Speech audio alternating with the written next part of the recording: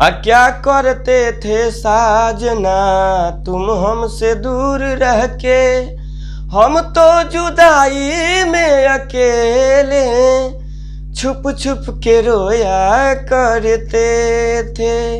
हो छुप छुप के रोया करते थे। नमस्ते प्रणाम, हम गीतकार दुर्गेश बेदर्दी और आज हिंदी धुन पर भोजपुरी गाना लिखले बानी और बहुत ही लाजवाब और ब्रांड गाना बा। लेडीज और जेंट्स यानी डुइट गाना बा, यानी लड़का लड़की वाला मैटर बा। दू आदमी मिल के गाना के गा सकता। तो चलिए आप सबके ये गाना सुनावे जा रहा बनी। सैड सॉन्ग मुखड़ा सुनी कैसे बा। पहले लड़की के बा। आए ही हमारे 10 के हो जाई सगाई, यही हमारे 10 के हो जाई सगाई। कहतानी तो हसू तारा बिना जी न पाइबू। हो तारा बिना जी न पाइबू। इसके बाद लड़का का है कि चिंता न कर गोरी कौनो उपाय लगाइब। चिंता न कर गोरी कौनो उपाय लगाइब। मारो में से तो के करे जाए भागा के हम ले आइब। हो भागा के हम ले आइब। तो ये था मुखड़ा। थोड़ा हमारा तबीयत खराब है, सर्दी खांसी जुकाम हुआ था, इसलिए हम खुल के नहीं गा पा रहे हैं। बाकी आप हिंदी गाने को सुन करके आप आराम से गा लीजिएगा इस गाने को, ठीक है। ये था मुखड़ा। अब आपको अंतरा सुनाने जा रहे हैं। अंतरा में भी पहले लड़की का है, ठीक है।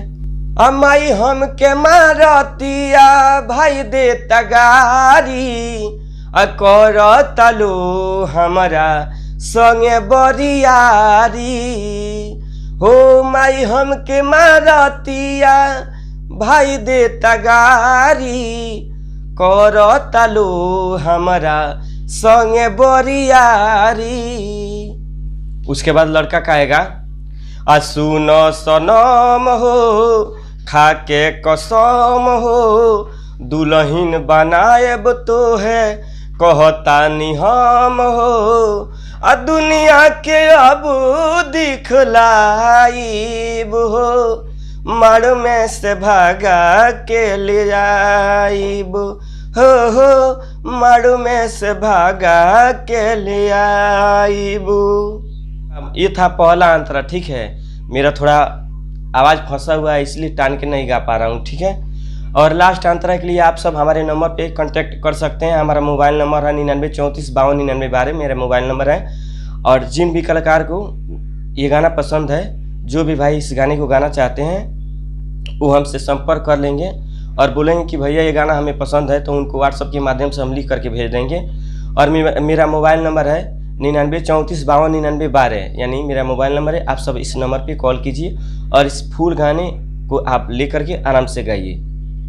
और जो लोग पर्सनली में गाना लिखाना चाहते हैं, तो पर्सनली में लिखवाने के लिए पैसा लगता है भैया, और पर्सनली में ब्रांड गाना हम लिख करके देते हैं। और जो लोग म्यूजिक बनाना चाहते हैं, नया म्यूजिक, तो एक से बढ़कर एक धमाकेदार म्यूजिक हमारे यहाँ बनता है। कम बजट में ब्रांड काम होता है। तो आप सब संपर्क कीजिए हमारे नंबर से। और जो लोग गाना रिकॉर्डिंग कराना चाहते हैं, तो हमारा खुद का अपना स्टूडियो है, बालाजी रिकॉर्डिंग स्टूडियो, जादूपुर बाजार, गोपालगंज, बिहार में हमारा स्टूडियो है। और रहने खाने का पैसा नहीं लगता है हमारे यहाँ, केवल रिकॉर्डिंग का चार्ज लगेगा, बाकी कोई यहाँ खर्च नहीं है।